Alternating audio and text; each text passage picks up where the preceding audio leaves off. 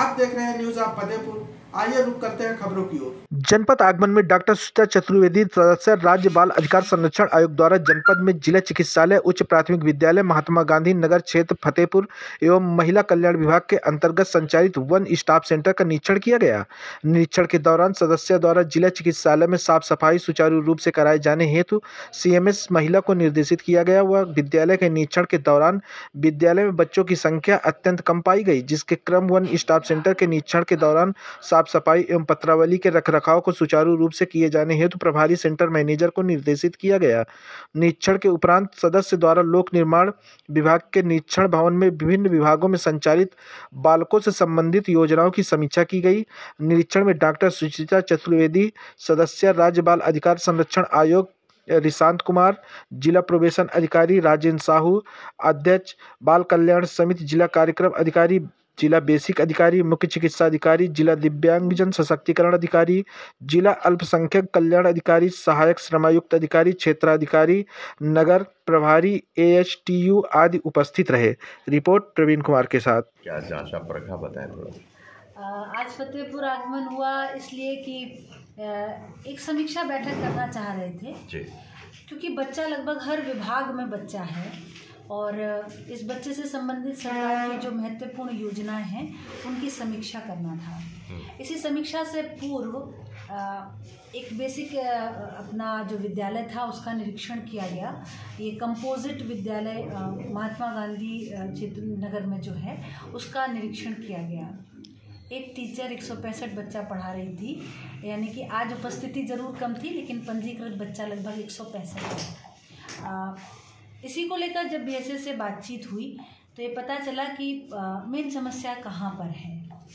समस्या आती है कि जो ग्रामीण क्षेत्र और शहरी क्षेत्र का जो एक नियम बनाया गया है कि वहाँ से यहाँ पर ट्रांसफ़र नहीं और यहाँ से वहाँ पर ट्रांसफ़र नहीं, तो इस व्यवस्था को ठीक करना होगा। क्योंकि ऐसा पता चला है कि ग्रामीण क्षेत्र में लगभग टीचरों की संख्या ज़्यादा और बच्चों की संख्या कम, ये जो अनुपात है ये वहाँ बड़ा मतलब थोड़ा सा मिसमैनेजमेंट है। तो अगर वही शिक्षक जो ग्रामीण क्षेत्र में ज़्यादा हैं और अगर वो शहरी क्षेत्र में आ जाएंगे तो शहरी क्षेत्र की बेसिक एजुकेशन की स्थिति को हम और बेहतर बना सकते हैं। ये पता चला कि जो बेसिक एजुकेशन वाला स्कूल है उस स्कूल में, उस प्राथमिक विद्यालय में लगभग 12 बच्चे जो हैं वो 12 बच्चे दिव्यांग बच्चे हैं। पूछा कि इनको कौन पढ़ाता होगा, क्योंकि एक टीचर केवल उन्हीं को उसको नहीं पढ़ा सकती क्योंकि वो स्पेशल एजुकेटर नहीं है। तो उन्होंने बताया कि एक स्पेशल एजुकेटर यहाँ पर आते हैं। जब स्पेशल एजुकेटर के बारे में जानकारी ली गई तो पता चला कि हाँ मैम वो आते हैं। हमका आपको कैसे पता कि वो आते हैं? तो उन्होंने कहा कि मैम सेल्फी देते हैं वो लोग। हमका सेल्फी तो देते हैं लेकिन पढ़ाते हैं कि नहीं, एक टीचर पढ़ाता है कि नहीं?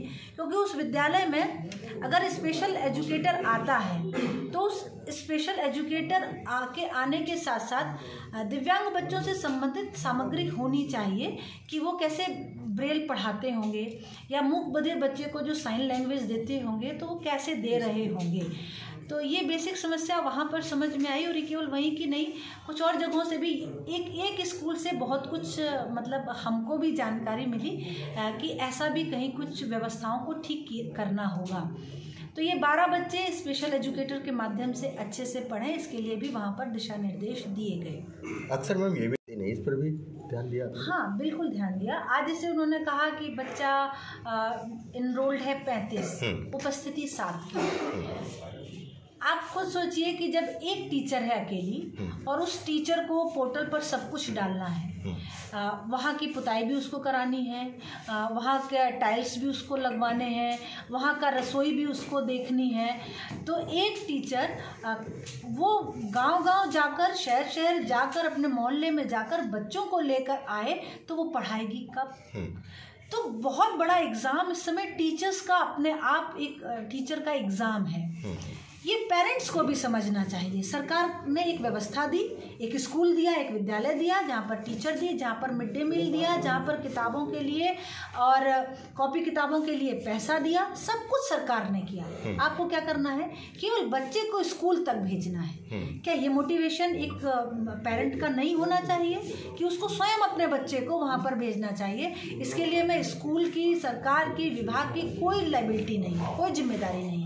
हाँ, इतना ज़रूर है कि अगर स्कूल में एक अच्छा माहौल दिया जाएगा तो बच्चा स्वतः भी आ सकता है। शिक्षकों की जो देखा गया कि जो शहरी विभाग और ग्रामीण क्षेत्र के ट्रांसफ़र की व्यवस्था है, मैं भी इस पर काम करूँगी और मुझे लगता है कि ये व्यवस्था भी बहुत जल्दी सुचारू रूप से संचालित होगी। तो क्या माना जाए, कुछ कमियां बताई गई, क्या कुछ कमियां निकली हैं, इनको किस तरीके से दूर करेंगे?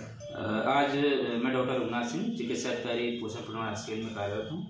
आज माननीय डॉक्टर सुचिता चतुर्वेदी जी ने हमारा निरीक्षण किया और उन्होंने बहुत सघनता से सभी चीज़ों को जाना। बच्चों के इलाज और उनके खान पान के लिए काफ़ी अच्छे से उन्होंने जानकारी ली और हम लोग को कुछ उन्होंने निर्देश दिए। दो मुख्य बिंदुओं में उन्होंने जो हम लोग को निर्देश दिए कि साफ़ सफाई हमारे यहाँ अच्छी हो और जो हमारे कुक हैं उनकी जो नॉलेज और इम्प्रूव हो।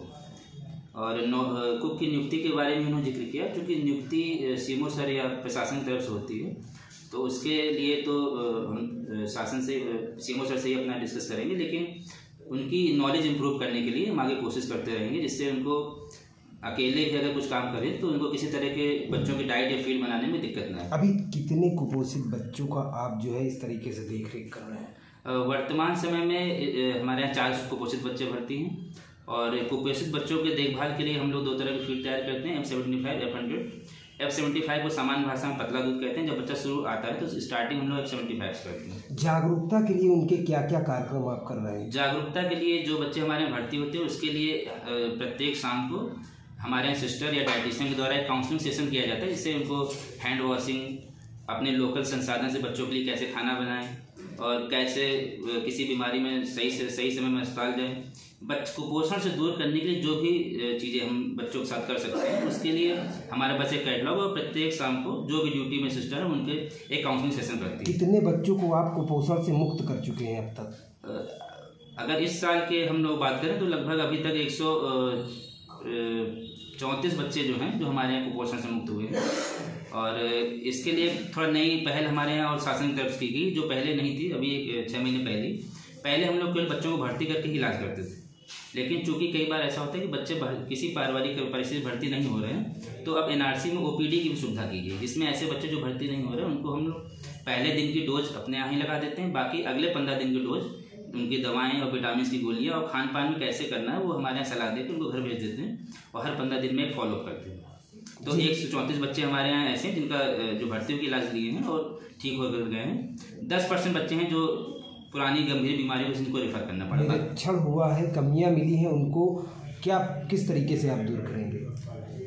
कमियों में 2 चीज़ें हैं, जिसमें एक तो कुक के नॉलेज के लिए, तो उसके लिए तो मैं स्वयं, हमारे यहाँ जो डाइटिशियन हैं जो डाइट वगैरह बनाती है स्टाफ नर्स, उसके लिए लगातार उनको उनकी नॉलेज अपडेट करते रहेंगे, उनके एक टेस्ट लेते रहेंगे, किचन का लगातार हम इंस्पेक्शन खुद भी करते रहेंगे, जिससे जो कमियां मिली दोबारा से न मिले। साफ़ सफाई के लिए भी मैंने काफ़ी दुख व्यक्त किया, लेकिन चूँकि हमारे यहाँ अभी 15 दिन पहले कंस्ट्रक्शन कंप्लीट हुआ है, लेकिन ये कि आगे से साफ़ सफाई कोई दिक्कत ना बच्चों के लिए है ना एनआरसी का आसपास है, तो इसके लिए मैं खुद ही प्रयास करूँगी समय समय में साफ़ सफाई होती रहे। आपका परिचय? मैं डॉक्टर रघुनाथ सिंह, चिकित्सा अधिकारी पोषण पुनर्वास के